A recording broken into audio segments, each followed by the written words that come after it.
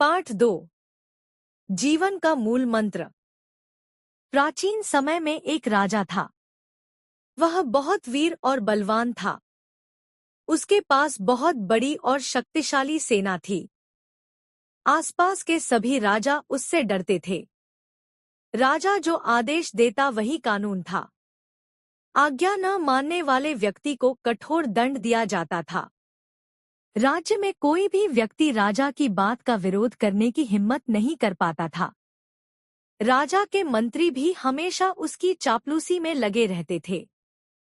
उसके राज्य में लगातार 2 वर्षों तक वर्षा नहीं हुई। खड़ी फसलें सूख गई। अकाल के कारण राज्य की प्रजा बहुत दुखी हो गई।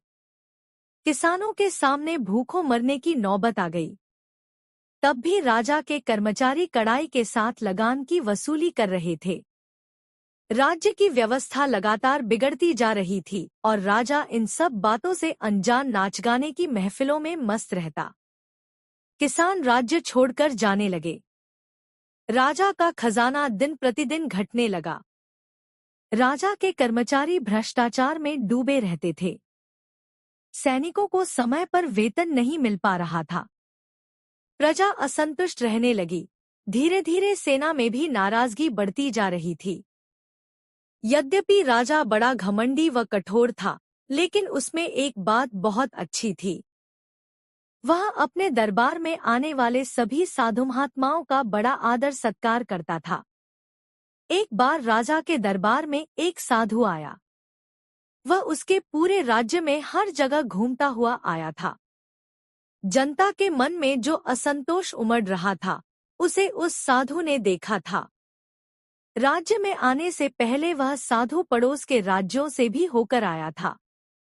उसे यह पता था कि आसपास के राज्य मिलकर उस पर हमला करने की योजना बना रहे हैं। हमले की तैयारियां चल रही थी।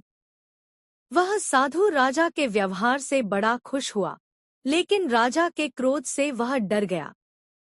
इसलिए उसने राजा को जनता के असंतोष के संबंध में कुछ नहीं बताया। चलते समय उस साधु ने राजा को एक ताबीज दिया और कहा, महाराज, इस ताबीज में एक मंत्र लिखा है। जब कभी आपको ऐसा लगे कि भयानक संकट आ गया है, तब इस ताबीज को खोलकर मंत्र पढ़ लेना, संकट टल जाएगा। राजा ने साधु का दिया हुआ वह ताबीज अपने गले में पहन लिया। कुछ समय बाद आसपास के सभी राजाओं ने मिलकर राज्य पर आक्रमण कर दिया। राजा की सेनाओं ने आधे मन से लड़ाई में भाग लिया, जिससे उनकी पराजय हो गई। शत्रुओं की सेनाएं बढ़ती हुई राजा के महल तक आ गई। राजा वीर व बहादुर था।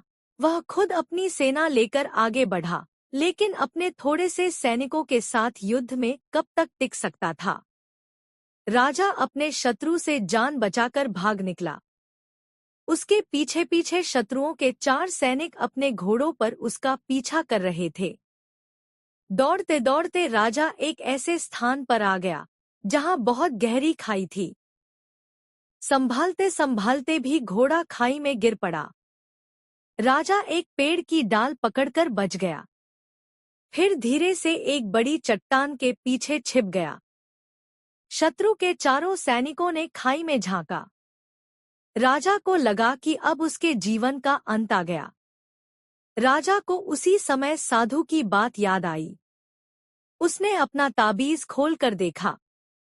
उस पर लिखा था, यह समय भी गुजर जाएगा। राजा चुपचाप चट्टान के पीछे छिपा रहा। शत्रुओं के सैनिकों ने खाई में मरे पड़े राजा के घोड़े को देखकर सोचा कि राजा भी मर गया होगा। शत्रुओं के सैनिक अपने अपने घोड़ों पर बैठकर लौट गए। राजा बाहर निकला। उसके दिमाग में ताबीज के उस कागज पर लिखा वाक्य गूंज रहा था, यह समय भी गुजर जाएगा। राजा बहादुर, वीर, बलवान और चतुर था ही। कुछ ही समय में उसने फिर अपनी सेना का संगठन किया और शत्रु की सेनाओं पर हमला कर दिया।